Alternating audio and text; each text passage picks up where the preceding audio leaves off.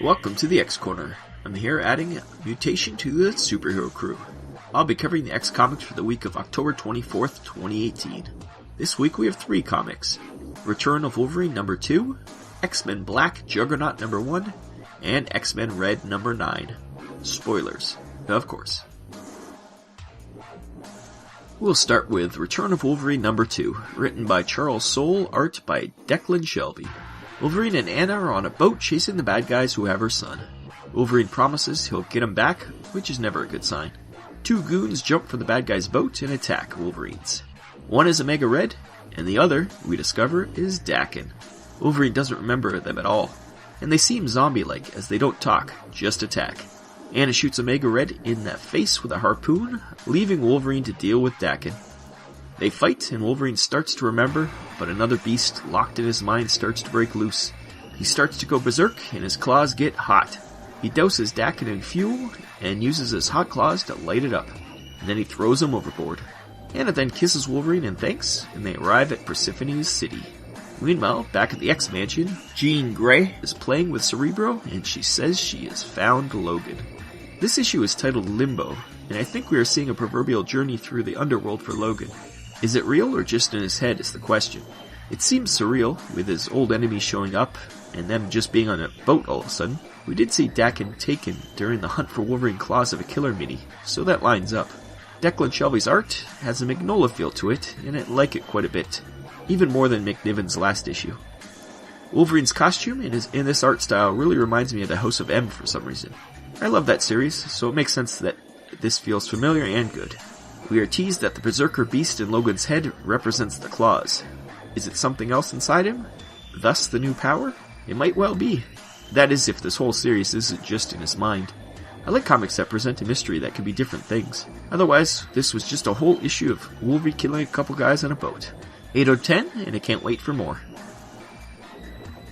Then there's X-Men Black Juggernaut number 1, written by Robbie Thompson, art by Sean Crystal, with the Apocalypse backup by Lonnie Adler and Zach Thompson, with art by Geraldo Borges.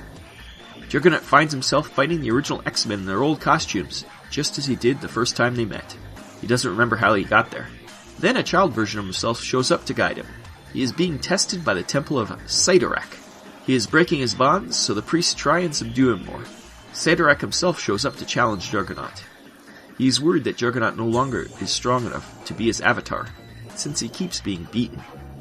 They fight, and Juggernaut is losing. Cyttorak strips him of his power, thinking he has won, but Juggernaut says all he needs is his rage, and knocks Cyttorak down. Juggernaut passes the test, and vows to make Cyttorak pay. In the Apocalypse story, old Apocalypse has degraded to full simian. He has just enough intelligence left to survive. The space guys are experimenting on the apes, and most die. When it's Apocalypse's turn, he survives and grabs one of the space guys. He then transfers his DNA into the space guy, becoming him. The Juggernaut story was weird and simple, but the art was fun and energetic. There was an M.C. Escher page with Juggernaut chasing his younger self, which was very cool. Overall, pretty unoffensive as a comic, but then again, I have no attachment to Juggernaut. This gives him a drive, which might be a springboard for more adventures where he isn't just a lumbering force of nature. The Apocalypse story is making less sense now. I guess the space guys were servants of Apocalypse? I didn't remember that from the first issue, but then again I wasn't paying that much attention. We have one more X-Men Black issue, so I guess we'll get some resolution, but who knows. 6.5 out of 10 for the Juggernaut, and 5 out of 10 for Apocalypse. I can't wait for it just to end.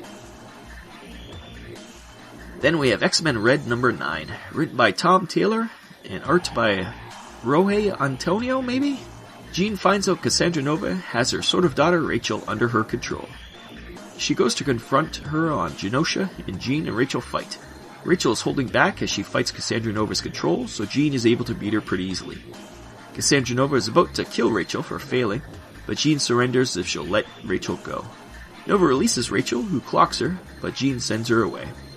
Jean says she won't defend herself from Nova, so Nova explodes Jean. But Jean was Luke skyrocketing it, and was actually just using Cerebro to project herself to save Rachel. She then browbeats Cassandra Nova into submission, saying she'll always be alone. Nova says she's going to send an army to kill Jean, and Jean says she'll beat her with her team. All the while, Trinary and the team are trying to find good stories of mutants to weaponize against Cassandra Nova's bad stories. The art here, while not bad at all, was a step down from what it was, but it was still very good. This issue was a Gabby-a-thon, in between all the Cassandra Nova Jean action. Gabby offers to help Jean fight Nova, but Jean condescends to her, saying she once destroyed a world, as the Phoenix. Yet Gabby says she once bonded with an alien queen and blew up a moon with the alien hive. Sorta close. The face acting on Gabby in that scene was great, though. Gabby also had a great line as she watches Gentle try and hit on Trinary. She says she's supposed to be unable to feel pain, but that was painful. She asks Laura to cut the awkwardness with her claws, and Laura actually does it, telling the two just to get on with it. Fun writing from Tom Taylor as always. The preachy parts can be a little preachy, but the interludes and asides more than make up for it. 8 out of 10.